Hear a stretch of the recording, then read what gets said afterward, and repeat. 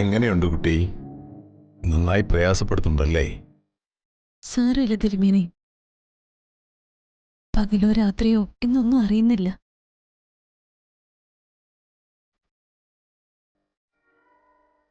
ഒക്കെ സഹിക്കുക. എല്ലാം നല്ലതിനു വേണ്ടിയല്ലേ? സ്വാതിക്ക് അതിനുള്ള മനസ്സുണ്ട്. ചികിത്സയ്ക്ക് പ്രധാനവും അത് തന്നെയാ.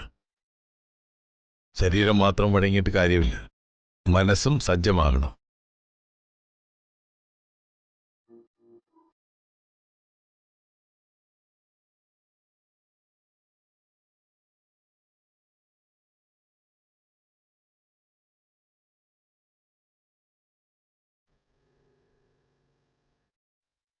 ഞരമ്പുകൾക്ക് ഉണർവ് വന്നു തുടങ്ങിയിട്ടുണ്ട്. വൈകാതെ രക്തയോട്ടം തുടങ്ങുമെന്നാണ് എൻ്റെ പ്രതീക്ഷ.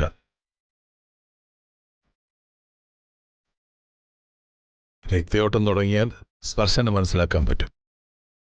ഇപ്പോ അങ്ങനെയൊന്നുമില്ലല്ലോ. മുമ്പത്തെ പോലെ തന്നെയാ. ഇത് ചികിത്സയുടെ ഏറ്റവും പ്രധാനപ്പെട്ട ഘട്ടമാണ്. ഇതിൽ ഫലപ്രാപ്തി ഉണ്ടായില്ലെങ്കിൽ പിന്നെ എനിക്കൊന്നും ചെയ്യാനാവില്ല.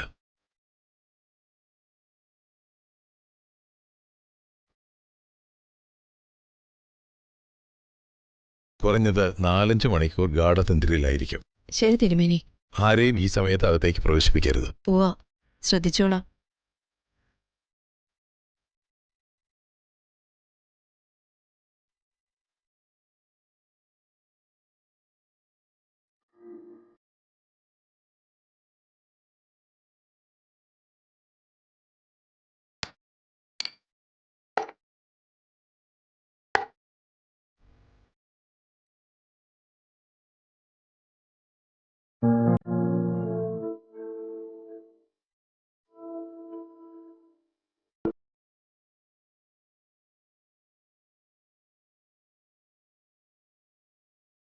രാജുവേട്ടാ, സ്വാതിയുടെ ചികിത്സയൊക്കെ എങ്ങനെ പോകുന്നു? കുറച്ച് പുരോഗതിയൊക്കെ വന്നു തുടങ്ങിയിട്ടുണ്ട്. കാൽഞ്ഞരമ്പുകളിലേക്ക് നാളെ മുതൽ രക്തയോട്ടം തുടങ്ങുന്നുള്ള പ്രതീക്ഷയിലാ തിരുമേനി. അങ്ങനെയെങ്കിൽ സഞ്ജു ചെയ്യാൻ പോകുന്ന വലിയ മണ്ടത്തരാവുമല്ലോ. അദ്ദേഹം എന്താ ചെയ്യാൻ പോകുന്നേ? ഓ, അത് പിന്നെ സ്വാതിയുടെ കൂടെയാണോ നീ നിൽക്കുന്നത്?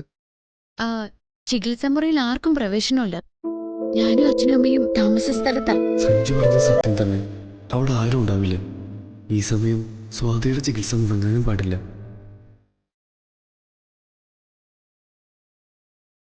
രാജുവേട്ടൻ എന്താ പറയാൻ വന്നേ? സഞ്ജുവിന്റെ സഞ്ജനയുടെ വിവാഹ നിശ്ചയം കഴിഞ്ഞാൽ കല്യാണത്തിന് മുമ്പായി സ്വാതി നടന്നു തുടങ്ങിയാലും ദക്ഷ അതൊന്നും കാര്യമാക്കില്ല. അതിനുവേണ്ടി വിവാഹ നിശ്ചയത്തിന് ശാഠ്യം പിടിക്കുന്നത് തന്നെ. കല്യാണം നടക്കാൻ ദക്ഷ ഓരോ പൂട്ടുകൾ ഇടുകയാ. അവർക്ക് കഴിയുന്നത് അവര് ചെയ്യട്ടെ. ഇന്ന് രാത്രി ഞാനൊരു പൂജ ചെയ്യും. അത് കഴിഞ്ഞ ചേച്ചിക്ക് നല്ല മാറ്റം വന്നു തുടങ്ങും. വിവാഹത്തിന് മുൻപ് ചേച്ചി നടന്നു തുടങ്ങിയിരിക്കും. അല്ല, അദ്ദേഹം എന്ത് മണ്ടത്തരം ചെയ്യാൻ പോകുന്നെന്ന് രാജുവേട്ടൻ പറഞ്ഞില്ല. അതിൽ നിന്ന് രാജുവേട്ടൻ ഒഴിഞ്ഞു മാറിയതാണെന്ന് എനിക്ക് മനസ്സിലായി. ഹലോ ഹലോ, സഞ്ജു വരുന്ന കാര്യം എങ്ങനെ പറയും? കട്ടാക്കിയതാ. എന്തായിരിക്കും അദ്ദേഹത്തിന്റെ നീക്കം?